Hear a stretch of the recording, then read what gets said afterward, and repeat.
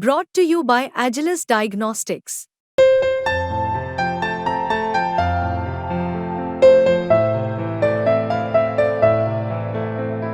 Agilus Diagnostics.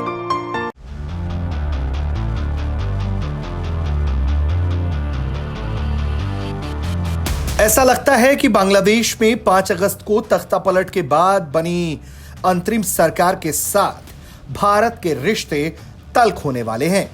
चूंकि पूर्व प्रधानमंत्री शेख हसीना भारत में हैं और तख्तापलट के बाद से वो लगातार यहीं अपना डेरा बनाए हुए हैं, इसे लेकर बांग्लादेश की अंतरिम सरकार के साथ भारत की तल्खी बढ़ सकती है, क्योंकि बांग्लादेश की नई अंतरिम सरकार के प्रमुख मोहम्मद यूनुस ने शेख हसीना को लेकर जो बयान दिया है, उस पर उन्होंने भारत पर भी निशाना साधा है।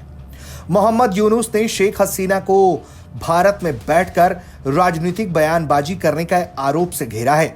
उन्होंने इस तरह की बयानबाजी को सही नहीं ठहराया है और साथ साथ ये भी कहा है कि दोनों मुल्कों के बीच सौहार्द बनाए रखने के लिए शेख हसीना को उनके मुंह पर ताला लगाकर बैठना होगा और वो भारत सरकार के साथ उनके प्रत्यर्पण का भी अनुरोध करेंगे। यूनुस ने साफ तौर पर यह कहा है कि अगर भारत शेख हसीना को उनके बांग्लादेश प्रत्यर्पण तक रखना चाहता है तो इसके लिए शर्त यही है कि शेख हसीना को चुप रहना होगा, उन्हें राजनीतिक बयान नहीं देने होंगे। मोहम्मद यूनुस ने ढाका में एक इंटरव्यू में कई बड़ी बातें कही। उन्होंने कहा, बांग्लादेश भारत के साथ मजबूत संबंधों को तरजीह देता है। भारत को भी उस नैरेटिव के ऊपर देखना होगा जिसमें वो अवामी लीग के अलावा बांग्लादेश की सभी पार्टियों को इस्लामिक पार्टी के तौर पर देखता है।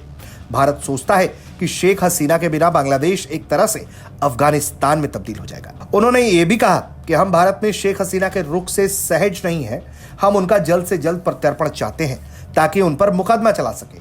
वो भारत में रहकर लगातार बयानबाजियां कर रही हैं, जो समस्या की बात है।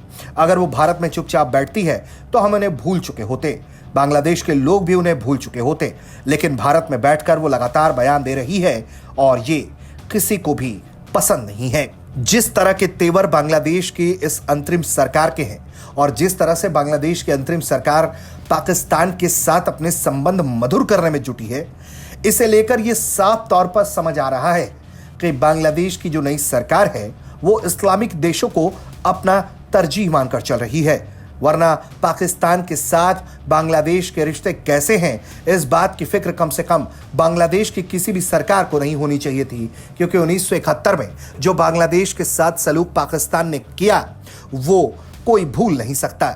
लेकिन जब तख्तापलट की शुरुआत हुई तो उसके बुनियाद में आरक्षण को रखा गया। बांग्लादेश की सरकारी नौकरियों में उन लोगों के परिवारों को आरक्षण मिलता था जिन्होंने पाकिस्तान के खिलाफ आजादी की लड़ाई में भूमिका निभाई। उस कोटे के खिलाफ वहां प्रदर्शन होने लगे और रणनीतिक तौर पर शेख हसीना की तमाम कोशिशें फेल हो गई। आखिरकार उन्होंने प्रदर्शनकारियों की सभी मांगे मान भी ली, लेकिन प्रदर्शनकारी उनके इस्तीफे पर अड़ गए और आखिरकार बांग्लादेश में तख्तापलट हो गया, जिसके बाद से लगातार शेख हसीना भारत में शरण लिए हुए हैं। ऐसे में बांग्लादेश की जो नई अंतरिम सरकार बनी है वो लगातार शेख हसीना को लेकर बेहद तल्ख रवैया अपना रही है और इसके कारण भारत के साथ उसके संबंधों में भी खटास देखने को मिल सकते हैं, क्योंकि बांग्लादेश की स्थिति पर भारत का साफ कहना है कि वो अभी हालात पर नजर बनाए हुए है और शेख हसीना ने जल्दबाजी में ये शरण मांगा था। तो ऐसे में जब तक उनकी तरफ से कोई रुख साफ नहीं होता तो भारत ऐसे में स्थिति को लगातार निगरानी में रखेगा। ब्यूरो रिपोर्ट, भारत तक।